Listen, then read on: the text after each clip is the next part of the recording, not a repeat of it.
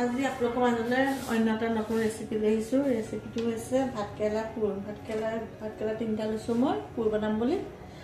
তাকে ভাতকেৰেলাকেইটা কাটি গুচি লওঁ পুৰ বনাবলৈ। আপোনালোকে চাওকচোন বাৰু ভিডিঅ'টো। প্ৰথমতে মই কুকাৰটোত মই পানী গৰম হ'বলৈ দিওঁ। কুকাৰটোত পানী গৰম হ'বলৈ দিছোঁ। ভাতকেৰেলাকেইটা মই বাকলি গুচাই লওঁ। পুৰ বনাবলৈ পিঁয়াজ লৈছোঁ এটা, জলকীয়া লৈছোঁ 2টা, নহৰু কেইটামান আৰু আদা টুকুৰা। এতিয়া মই প্ৰথমতে ভাতকেৰেলাকেইটা কাটি লৈছোঁ। ভাতকেৰেলাকেইটা মই বাকলি গুচাই ল'লোঁ। এতিয়া সিজিবলৈ দিওঁ কুকাৰত। কমপ্লিট নিসিজা, আধা সিজা। অকণমান নিমখ দিছোঁ। নিমখখন দিলে সোনকালে সিজিব। এতিয়া ঢাকনখন লগাই দিওঁ। ভাতকেৰেলাকেইটা সিজা মানে মই নহৰু পিঁয়াজখিনি কাটি লওঁ। ভাতকেৰেলাখিনি সিজিলে নমাই দিওঁ। ভাতকেৰেলাকেইটা কুকাৰৰ পৰা উলিয়াই ল'লোঁ, সিজিলে। এতিয়া গুটিবোৰ উলিয়াই দিছোঁ। গুটিবোৰ উলিয়াই লওঁ।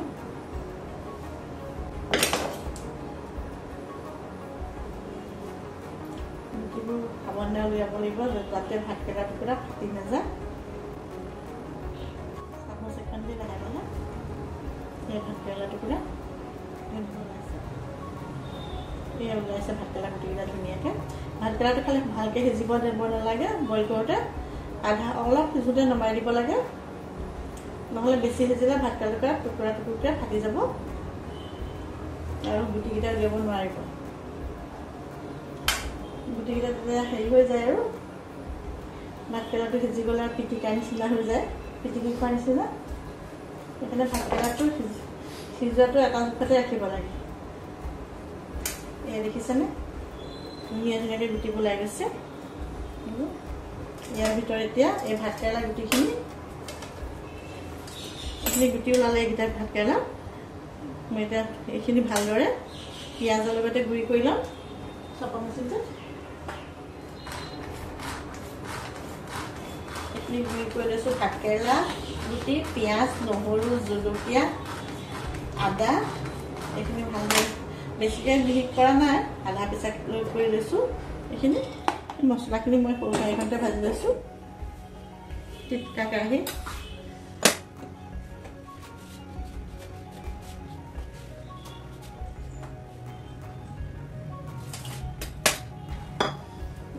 অন্য এটা পাতি লৈছোঁ।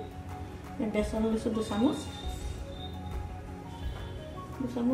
বেছি লৈছোঁ বেচন। ইয়াত অকণমান তেল দি দিছোঁ।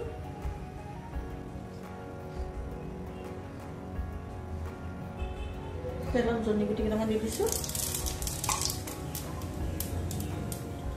পিচি থোৱা পিঁয়াজ, নহৰু, আদা, ভাতকেৰেলা গুটি, জলকীয়া চব ভালদৰে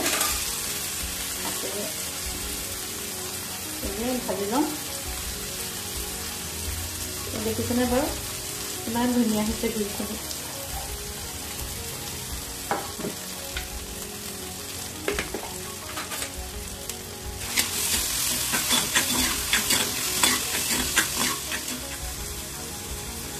ইয়াত অকণমান হালধি দিছোঁ,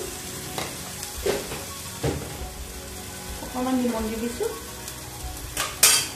ভালদৰে ভাজি ল'ম নহৰু পিঁয়াজৰ গোন্ধ যোৱালৈকে। গেছটো অকণমান বঢ়াই দিওঁ। অকণমান জিৰা গুড়ি দি দিছোঁ, অকণমান জলকীয়া গুড়ি দিছোঁ, তাতে অকণমান জালুকৰ গুড়ি দিছোঁ।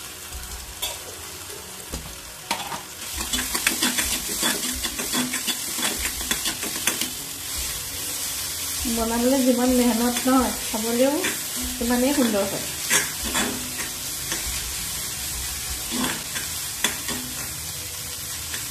বনাওঁতে খালি অকণ সময় লাগে আৰু ভাতকেৰেলা বইল কৰি গুটি অতৰোৱা, আকৌ নহৰু পিঁয়াজ, ভাতকেৰেলা গুটি খুন্দা, নহৰু পিঁয়াজ দি ভজা, এইবোৰ নানা ধৰণৰ।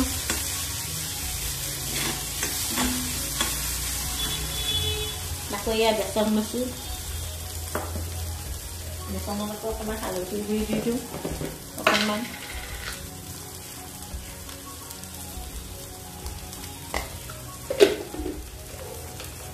অকণমান নিমখ দি দিওঁ ইয়াতে অকণমান জলকীয়া গুড়ি দি দিওঁ এইখিনি এটা ঠাণ্ডা হ'বলৈ নমাই দিওঁ যদি হৈছে তে গামোচাতে ঠাণ্ডা হ'বলৈ নমাই লওঁ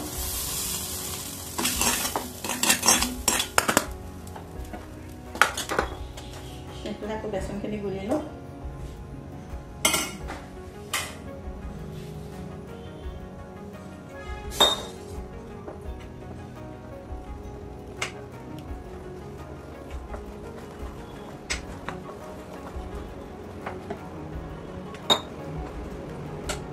বেচনখন ধুনীয়াকৈ বনাই দিছোঁ মই কেৰাহীখনটা পাতি লওঁ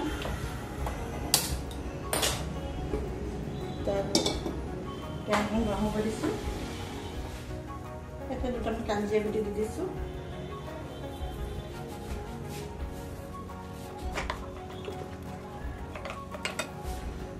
কেৰাহীটা অলপমান অলিভ অইল তেল দি দিছোঁ ঠাণ্ডা আছে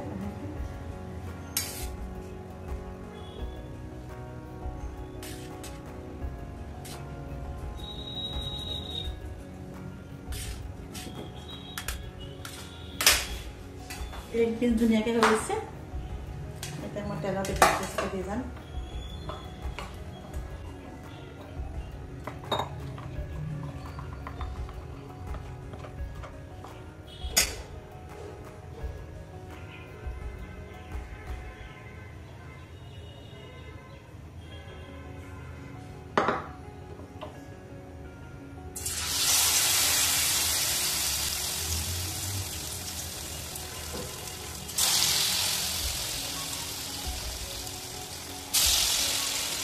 आपलोके भातकेरेला যদি ফুল বনা ভাতকেৰেলা কিছুকে সদায় ওপৰলৈ মুপি দিব দেই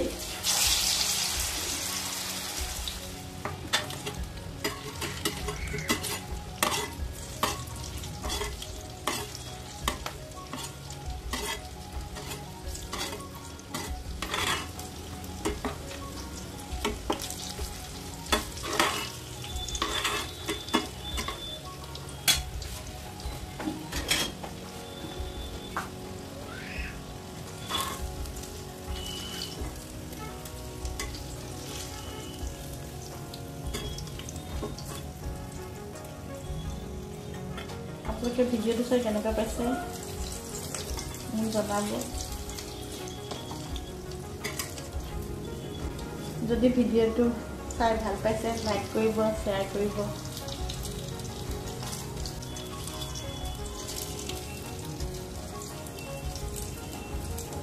এনেকৈ বনাই চাব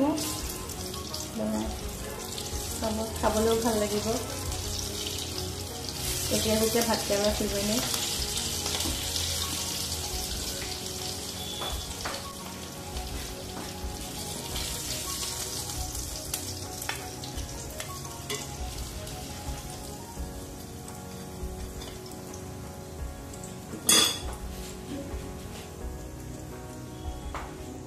মই ভাতকেৰেলা ফুল বনাই হৈ গ'ল আপোনালোকে বনাই চাব বনাই খাই চাব কেনেকুৱা পাই জনাব খাই পেলাই